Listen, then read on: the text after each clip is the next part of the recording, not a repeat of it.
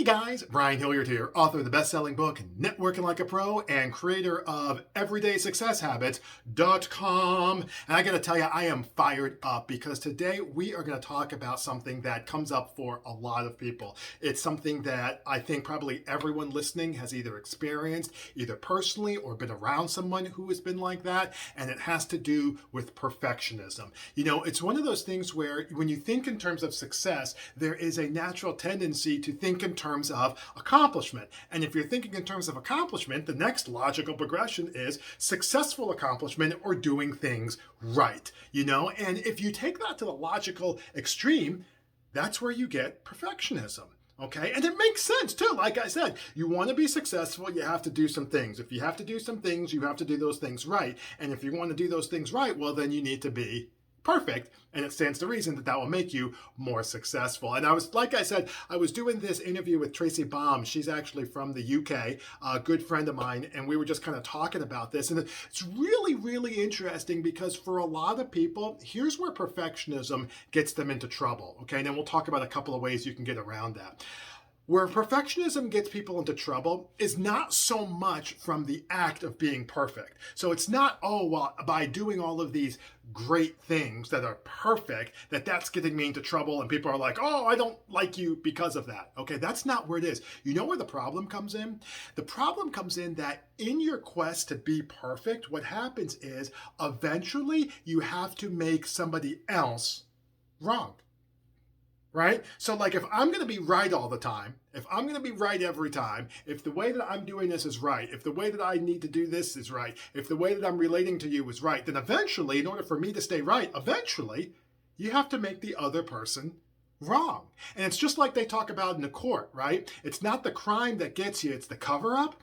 That's where people get into trouble with perfectionism. They have you see this in close contact relationships at home. You see this when, business colleagues. One of the things I always tell people is you never hear a husband. I've yet to hear a husband be like, you know what the one thing is I love about my wife?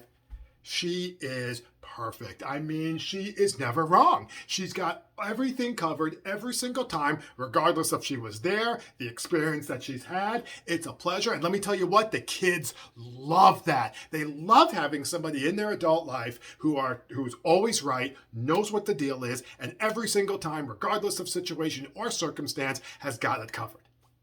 You never hear that. Yet you have people who try to do that. So let me talk about two specific things that you can do to overcome perfectionism, okay? And they're mindset points too, all right? So it's not like, oh, well, do this, do that. They're mindset points. The first thing that you want to do is very, very simple. Let it go. Those are my 3 words for overcoming perfectionism. Let it go. All right, let's unpack that for a second. You got to let stuff go, man. What happens is we have a tendency to go out and we're doing stuff and we're trying to be successful. And I'm like this too, right? You want to be successful. You're doing things. You're, jotting stuff down. You're taking notes. You're overachieving. You're doing all these kinds of things, all right? Except what happens is there is this need, this drive, this push towards getting 100%. Okay, and here's the deal. It's not like in school. In the business world, I know we got a lot of entrepreneurs listening and stuff here. 93% actually is good enough. Okay, there's not a discernible difference to the naked eye from a 96 to a 93% of quality done, or a 95 to a 90. Now, there is a difference between an 89 and a 60. Okay, so you want to keep that in mind, but you start getting past, and this is the second point, once you start getting past that threshold value, okay, maybe it's 90%, maybe it's 87, maybe it's 92, whatever that threshold value is for you, it just can't be 100, it is good enough. All right, which like I said, that's the second thing. You have a threshold value where you're like, this is good enough, and I just have to let this go. I got to move on to the next thing. I tell people it's like the NBA in basketball where you have 82 games, okay? And 82 games, what that looks like is 4 to 5 games every week for like about 4 or 5 months. Like that's what 82 games looks like. And what I tell people is, listen, excuse me, is that if you are going to be going out and you lose a bad game at home, for example, right? You got to let that go real quick. You know why? Because you got a red-eye flight out to the Staples Center in downtown Los Angeles where you have an appointment with either Kawhi Leonard or LeBron James that evening.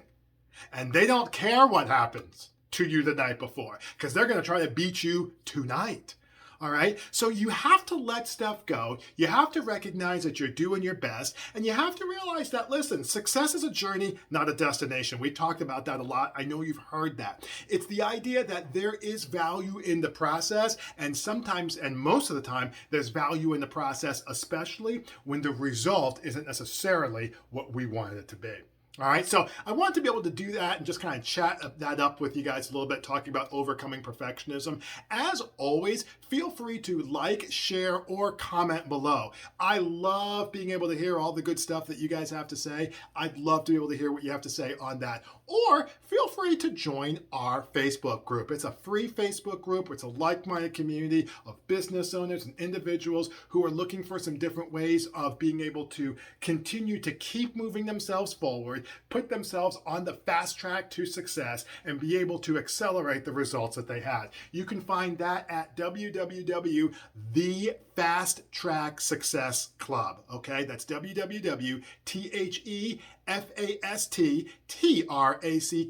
successclub.com. That's where you'll be able to find us. But in the meantime, my name is Brian Hilliard saying so long, take care, and thanks so much for your time.